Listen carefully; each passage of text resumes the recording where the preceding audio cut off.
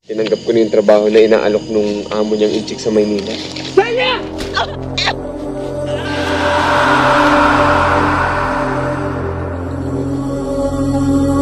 Kailangan ba talaga natin pumunta ng Morsha? Dumaan kayo sa Kabitongan.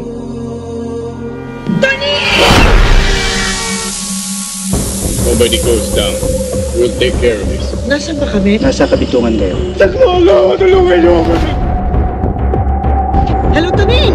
Hindi kita maintindihan! Nasaan kayo? Asan ang sarang mo? You protect this family, no matter what happens. Hindi po magandang manatili kayo ngayon dito. Kung gusto niyo, dun po muna kayo sa bahay pumuloy. May kinukwento sa akin dati ng lola ko na nung nag-last supper daw si Jesus, si Judas nag-last supper din mag-isa. Kumain daw siya ng laman at uminom ng dugo ng tao. Yung nagbigti, hindi daw si Judas yun. Yun daw yung taong kinunin niya ng dugo. So, anong punto ng kwento mo? Na yung mga aswang, parang vampirang askal. Magiging masarap ang kainan mamaya. Lumayan niyo siya!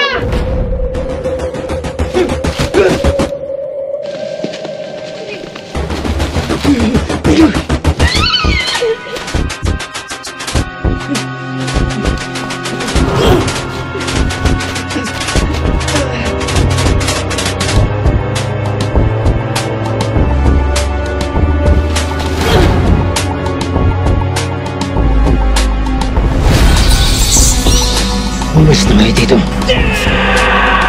May panganib na darating. Malapit na. Mamamatay kayo.